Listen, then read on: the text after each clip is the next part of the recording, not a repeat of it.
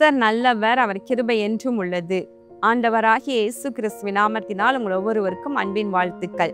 இன்று அக்டோபர் மாதம் 23ஆம் தேதி வியாழக்கிழமை. பிரியமானவர்களே, இந்த நாள் உங்களுக்கு ஆசீர்வாதமான நாளாக இருப்பதாக. இன்று நாம் தியானிக்கும் வசனம் ஏசாயா 54வது அதிகாரம் 13வது வசனம். உன் பிள்ளைகள் எல்லாரும் கர்த்தரால் போதிக்கப்பட்டிருப்பார்கள், உன் பிள்ளைகளுடைய சமாதானம் பெரிதாயிருக்கும். இது ஒரு அருமையான வாக்கு தத்தம். உன் பிள்ளைகள் எல்லாரும் கர்த்தரால் போதிக்கப்பட்டிருப்பார்கள், உன் பிள்ளைகளுடைய சமாதானம் பெரிதாயிருக்கும். பிரியமானவர்களே, இன்றைக்கு இதோ இந்த இன்றைய மன்னாவின் மூலமாக எனக்கு என்ன வார்த்தை கடந்து வருகின்றது என்று அவளோடு கேட்டுக்கொண்டிருக்கின்ற உங்களுக்கு கர்த்தர் சொல்லுகின்ற நல்ல ஒரு வாக்கு தத்தம். உங்கள் பிள்ளைகள் எல்லாரும் கர்த்தரால் போதிக்கப்பட்டிருப்பாங்க.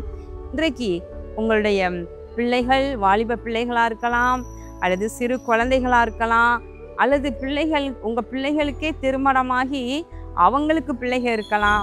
அப்போது இப்படிப்பட்ட சூழ்நிலையில் உங்களுடைய விண்ணப்பம், உங்களுடைய ஜெபம், வேண்டுதல், மன்றாட்டு எல்லாமே எப்படி இருக்கலாம்? சில தாய்மார்கள், சில தகப்பன்மார்களுடைய ஜெபமெல்லாம், என் பிள்ளைகள்லாம் நல்ல ஒழுக்கத்தில் வளரணும், ஆண்டவரை பற்றி கொள்ளணும், கர்த்தருடைய வசனத்தை பிடித்து கொள்ளணும், சத்தியத்தில் வளரணும் அப்படின்னு சொல்லிட்டு நீங்கள் எவ்வளோ வாஞ்சிக்கிறீங்க இல்லையா?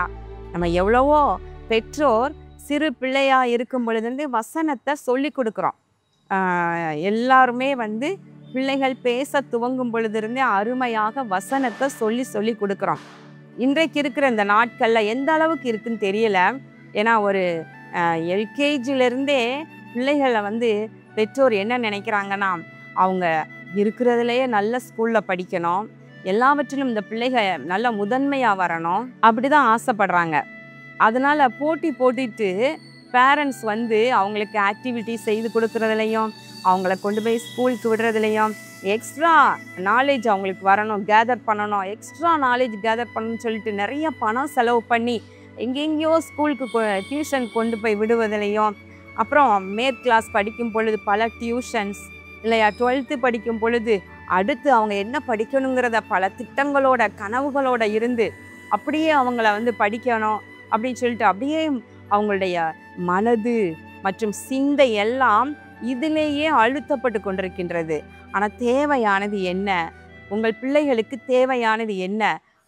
பிரியமானவர்களே, படிப்பு அவசியம்தான், நாலேஜ் அவசியம்தான். அவங்க நல்ல ஒரு வேலை பார்க்கணும், நல்ல ஒரு முன்னேற்றம் அடையணும், கஷ்டப்படாமல் வாழணும் அப்படின்னு தான் பெற்றோர்கள் நினைப்பீங்க.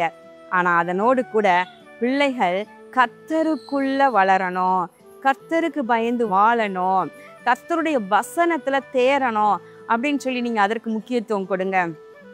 அதற்கு ஒரு ஸ்டெப்பு, எவ்வளவோ ஸ்டெப்ஸ் படிக்கிறதுக்கு எடுக்கிறீங்க, அதுக்கு நீங்கள் ஒரு ஸ்டெப் நீங்கள் எடுங்க. வசனத்தை கற்றுக் கொடுங்க. கர்த்தருக்கு பயப்படுகிற பயத்தை சிறு வயதுலேருந்தே சொல்லி கொடுங்க. அதுகளுடைய இருதயத்தில் விழுந்து விழுந்து வசனமாக்கிய விதை விழுந்து விழுந்து விழுந்து அழகா ஏற்ற நேரத்தில் அது பலன் கொடுக்க ஆரம்பிக்கும். அப்போது கர்த்தரால் போதிக்கப்பட்டிருப்பார்கள் என்றால், அப்போது எதுவுமே சொல்லி கொடுக்காம கர்த்தரை பற்றின, ஆண்டவரை பற்றின அறிவையே பிள்ளைகளுக்கு நீங்கள் கொடுக்காம இருந்துட்டு அவங்க ஒரு காலம் வரும் பொழுது வளர்ந்து அவங்க உலகத்தின் பின்னாகவும், மாம்சம் மற்றும் கண்களின் இச்சை, மாம்சத்தின் பெருமை, இவைகளையெல்லாம் ஜெயிக்க முடியாமல் அவங்க உலகத்துக்குள்ளே அமிழ்ந்து போகும் பொழுதுதான் அநேகர் கண்ணீர் வடிக்கிறாங்க. என் பிள்ளை ரட்சிக்கப்படணும் என்று சொல்லி ஜெபிக்க ஆரம்பிக்கின்றாங்க. ஆனால் உன் பிள்ளைகள் எல்லாரும் கர்த்தரால் போதிக்கப்பட்டிருப்பார்கள் என்றால் அதற்கு நீங்களும் சேர்ந்து ஆண்டவரோடு சேர்ந்து பிள்ளைகளுக்கு நீங்கள் கற்றுக் கொடுக்க ஆரம்பிங்க.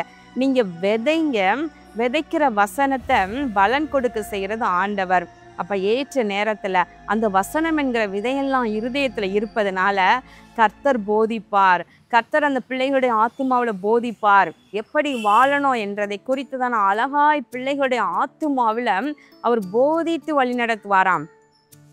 பெற்றோர்களாகிய நம்ம ஒரு அளவுக்கு பிள்ளைகளை போதித்து நடத்துகிறோம்.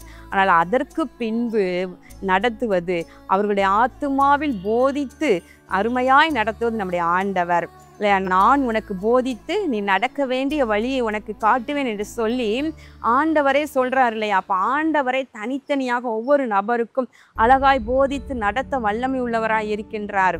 உன்மேல் என் கண்ணை வைத்து உனக்கு ஆலோசனை சொல்லுவேன். அப்போ இதெல்லாம் உங்களுடைய பிள்ளைகளுக்கு அருமையாக ஆலோசனை சொல்லி உங்க பிள்ளைகள் மேல தன் கண்ணை வைத்து ஆண்டவர் நடத்த முடியும். அப்போ உன் பிள்ளைகள் எல்லாரும் கர்த்தரால் போதிக்கப்பட்டிருப்பார்கள். அதனோடு கூட அவர்களுடைய சமாதானம் பெரிதாயிருக்கும். என் பிள்ளைகளை குறித்து திகில், கலக்கம், பயம், நல்லாவே படிக்கலை, அடுத்து வாழ்க்கையில் எப்படி முன்னேற முடியும், நல்ல வேலை கிடைக்கணும், நல்ல திருமணம் ஆகணும், திருமணமானாலும் நல்லா குடும்பமாய் கட்டப்படணும், சேர்ந்து அருமையாக கர்த்தரை தொழுது கொள்ளணும் என்று சொல்லி ஒவ்வொரு காலகட்டத்திலையும் பிள்ளைகளுக்காக பரிதபித்து நீங்கள் திகிலோடு இருக்கிறீங்களா? கர்த்தருடைய வசனம் சொல்லுது, உன் பிள்ளைகளுடைய சமாதானம் பெரிதாயிருக்கும். இதையெல்லாம் ஆண்டவரே நமக்காக செய்கின்றவராய் இருக்கின்றார். பிரியமானவர்களே, சிறுமைப்பட்டவளே, பெருங்காற்றில் அடிபட்டவளே, தேற்றரவட்டவளே என்று சொல்லி ஆண்டவர் இந்த வாக்குத்தத்தத்தை கொடுக்கின்றார். எனவே அன்பு சகோதரிகள், விசேஷமாக உங்கள் பிள்ளைகளுக்காக கலங்கி கொண்டிருக்கிற உங்களுக்கான வார்த்தை இப்பொழுது வந்திருக்கின்றது. கண்களை மூடி ஜெபம் பண்ணுவோமா? எங்கள் அன்புள்ள பரலோக பிதாவே, இதோ இந்த நாளிலே தியானித்த உடைய வார்த்தையின்படி உன் பிள்ளைகள் எல்லாரும் கர்த்தரால் போதிக்கப்பட்டிருப்பார்கள், உன் பிள்ளைகளுடைய சமாதானம் பெரிதாயிருக்கும் என்ற வார்த்தையின்படி ஆண்டவரே, பெற்றோர்கள் எவ்வளவுதான் பிள்ளைகளுக்கு போதித்தாலும் அதையும் தாண்டி நீர் பிள்ளைகளுடைய ஆத்துமாவில் போதித்து அவர்களை நன்றாய் நடத்த வல்லவர் என்று உம்மை துதிக்கின்றோம். தகப்பனே, இப்பொழுது ஜெபித்து கொண்டிருக்கின்ற அன்பு தேவ பிள்ளைகளுடைய குடும்பங்களில் இருக்கிற பிள்ளைகளை, பேர பிள்ளைகளை ஆசீர்வதிப்பீராக. அவர்களுடைய சமாதானம் பெரிதாயிருப்பதாக. ஆண்டவராகிய இயேசு கிறிஸ்துவின் நாமத்தினாலே இந்த ஜெபத்தை ஏறெடுக்கின்றேன் நல்ல பிதாவே, ஆமேன். பிரியமானவர்களே, இன்று வியாழக்கிழமை, வருகின்ற சனிக்கிழமை நமக்கு சென்னையில் வைத்து ஆசீர்வாத டிவியின் உபவாச கூட்டம் நடைபெற இருக்கின்றது. இந்த கூட்டத்திலே கர்த்தருடைய வல்லமை பலமாக இறங்கி வரும். உபவாசத்தோடு ஒரு நாள் ஆண்டவர் சமூகத்தில் சில மணி நேரங்கள் கழிக்க நீங்கள் ஓடோடி வாருங்கள். கர்த்தருடைய மகிமை உங்கள் மேல் இறங்கும். அவர் உங்களுக்கு இறங்குவார். உங்களுடைய வேண்டுதல்களுக்கு, விண்ணப்பங்களுக்கு இந்த உபவாச கூட்டத்திலே கர்த்தர் உங்களுக்கு பதில் கொடுப்பார். உங்கள் குடும்பத்தை ஆசீர்வதிப்பார். கர்த்தர் உங்களை ஆசீர்வதிப்பாராக. ஆமென்.